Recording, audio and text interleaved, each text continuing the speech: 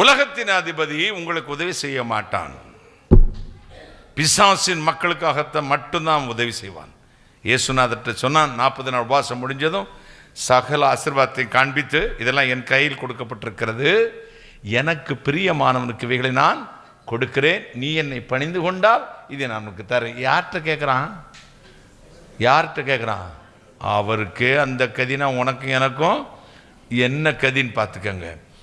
அதனால நான் என்ன சொல்கிறேன், இந்த கர்த்தர் வார்த்தையை வச்சு அவனை ஜெயித்தார். உன் தேவனாகிய கர்த்தரை பரீட்சை பார்க்காதே, உன் தேவனாகிய கர்த்தரை தொழுது கொண்டு அவர் ஒருவருக்கே ஆராதனை செய் என்று எழுதியிருக்கிறதே. பைபிள் தான் கோட் பண்ணார் கைகளை தட்டி. இந்த வார்த்தையை வச்சுதான் அவனை ஜெயிக்க முடியும். அதான் சொன்னேன், வாக்கியோ வை பிரம்மா சப்தோ வை பிரம்மா சப்தாட்சர பரபிரம்மா அப்படின்னு அர்த்தம் என்ன? வார்த்தை தான் தெய்வம், சவுண்டு தான் தெய்வம். இந்த வார்த்தை என்றென்றைக்கும் அழியாதது. வானமும் பூமியும் அழிந்து போகும், என் வார்த்தைகளோ ஒரு நாளும் அழியாது. அதனால உங்க வீட்டில் என்ன செய்றீங்க? வார்த்தையை தியானம் பண்ணுங்க, வாசிக்காதீங்க. என்ன செய்யணும்? தியானம் பண்ணுங்க. இந்த வார்த்தை தான் தெய்வங்கிறத மறந்துடாதீங்க. டெய்லி ஆண்டவர் உங்களோட பேசுவாரே. வார்த்தையை வாசிக்கும் போது கர்த்தர் உங்களோட பேசுறார், ஜெபிக்கும் போது நீங்க கர்த்தரோடு பேசுறீங்க.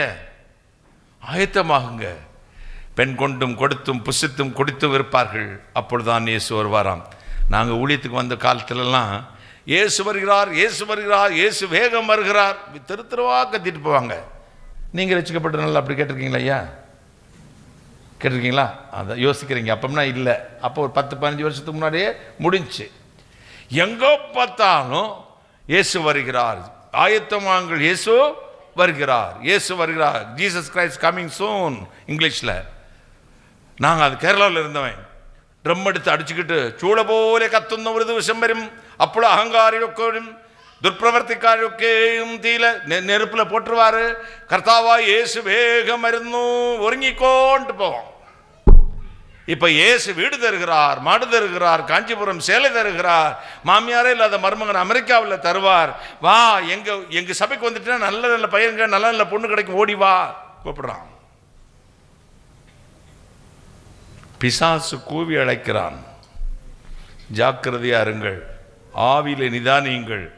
ஒரு சபையிலே கர்த்தர் இருக்கிறார் என்பதற்கு அர்த்தமே அங்க வார்த்தை பிரசன்னமா இருக்க வேண்டும். கைகளை தட்டி அங்க வார்த்தைக்கு முக்கியத்துவம் இருக்க வேண்டும். வார்த்தையின்படி வாழணும், வாழ்றவன் பேசணும், அல்லது வாழ முயற்சி பண்றவனாவது பேசணும். இடுமனுக்கு வழி இருக்கவன் தலைமையிலையான்.